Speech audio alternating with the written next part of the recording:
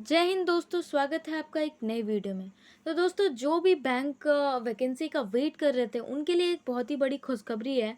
Indian post payment bank की तरफ से दोस्तों एग्जीक्यूटिव के पोस्ट के लिए आपकी ये वैकेंसी आई है, तो बहुत ही अच्छी वैकेंसी है। तो वीडियो को स्किप मत करिएगा, मैं सारी डिटेल आपको इस वीडियो में दूंगी। और साथ ही अगर आप हमारे चैनल पे नए हैं तो चैनल को सब्सक्राइब कर ले, और टेलीग्राम चैनल पे नहीं जुड़े हैं तो टेलीग्राम चैनल का लिंक आपको हमारी डिस्क्रिप्शन बॉक्स में मिल जाएगा, वहाँ से जाके ज्वाइन करिए। तो दोस्तों, ये रहा इस वैकेंसी से रिलेटेड इसका ऑफिशियल नोटिफिकेशन मैं आपको दिखा रही हूँ, जो कि direct Indian post payment bank की तरफ से जारी हुआ है।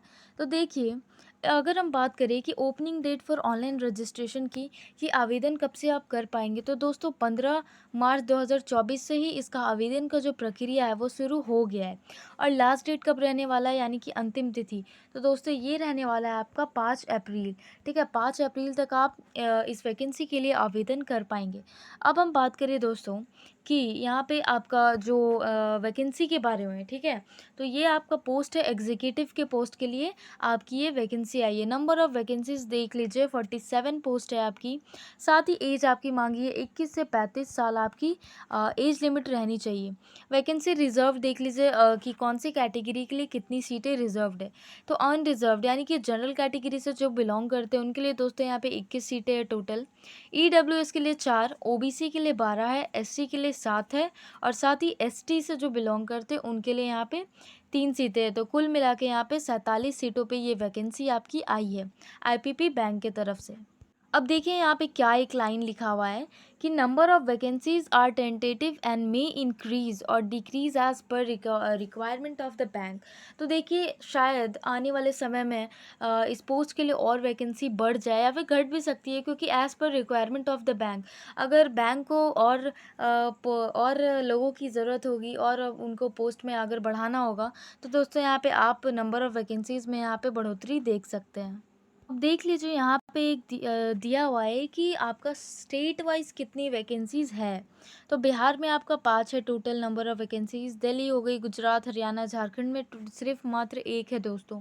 कर्नाटका 1, मध्य प्रदेश 3, यही सब सारी स्टेट के नाम यहाँ पे दी गई है। कुल टोटल यहाँ पे 13 स्टेट में आपकी ये की भर्ती की जाएगी, और टोटल जो आपका पोस्ट है वो 47 होने वाला है। तो दोस्तों, जो भी आप स्टेट चुनिएगा वहीं पे आपको अलॉट किया जाएगा, अगर आप एग्ज़ाम को क्लियर करते हैं तो।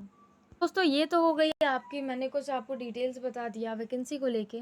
अब हम अगर क्वालिफ़िकेशन की बात करें कि क्वालिफ़िकेशन आपकी क्या मांगा है, तो देखिए यहाँ पे आपको एक जॉब डिस्क्रिप्शन के बारे में दिया रखा है कि अगर आप एग्जीक्यूटिव के पोस्ट के लिए हो जाते हैं, सेलेक्ट हो जाते हैं, तो आपको जॉब क्या होगा।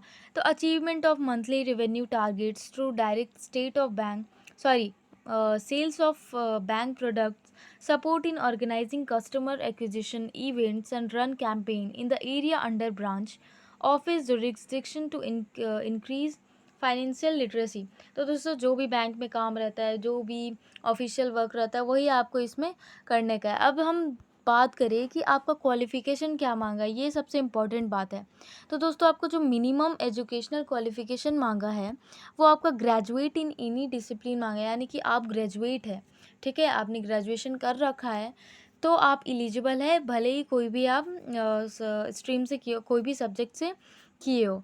अब देखिए यहाँ पे first preference will be given to candidate with MBA sales marketing. अगर आपने एमबीए कर रखा है दोस्तों, तो उनको पहले यहाँ पे प्रेफरेंस मिलेगा।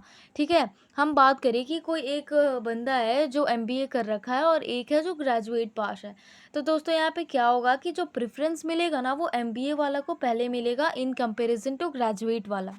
तो ठीक है, एमबीए वाला को यहाँ पे फर्स्ट प्रेफरेंस मिलेगा। पोस्ट क्वालिफिकेशन वर्क एक्सपीरियंस की बात करें, फ्रेशर यहाँ पे मांगा है, लिखा हुआ है, और note the candidate with prior experience in sales operation financial product will be desirable.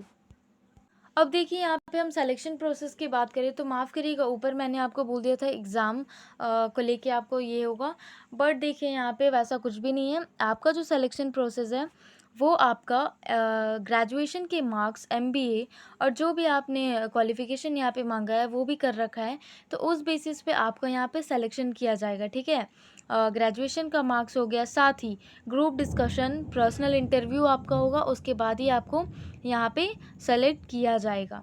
अब देखिए यहाँ पे क्या लिखा है, इन द इवेंट ऑफ 2 और मोर कैंडिडेट हैविंग ऑब्टेन, यहाँ पे बोल रहा है कि अगर 2 लोग सेम स्कोर अगर पाते हैं, ठीक है, ऑब्टेन करते हैं सेम स्कोर सिलेक्शन प्रोसेस के दौरान, तो क्या होगा कि उनके मेरिट के हिसाब से, ठीक है, डेट ऑफ बर्थ देख के उनको सेलेक्ट किया जाएगा, कि जिनका कम रहेगा एज, उनको वहाँ पे सेलेक्ट किया जाएगा। दोस्तों आपका जो रिजल्ट है वो उनका ऑफिशियल वेबसाइट पे ही पब्लिश्ड होगा आगे जाके। पे एंड अलाउंस की बात करें तो बैंक शैल बी पे अ लम सम अमाउंट, यानी कि अगर हम सैलरी की बात करें तो कम से कम आपका यहाँ पे मिनिमम 30,000 रुपये से स्टार्टिंग होगा per month, including of statutory deductions. Tax deduction will be done as per the income tax act.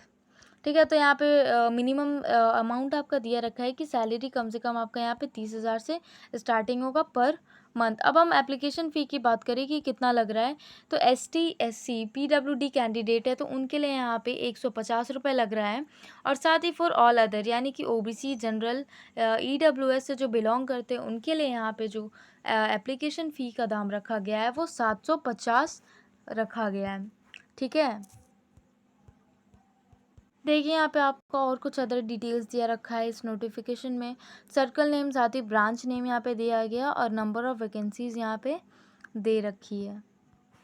तो दोस्तों इतना ही इस नोटिफिकेशन में था। सारी डिटेल मैंने आपको बता दी कि क्वालिफ़िकेशन क्या मांगा, साथ ही एप्लीकेशन फ़ी, एज लिमिट और कौन कौन से पोस्ट पे आपकी ये वैकेंसी आई है। तो दोस्तों ये बहुत ही अच्छा आपके पास मौका है, क्योंकि बैंक का नौकरी बहुत ही अच्छा होता है, एक रुतबा वाला होता है।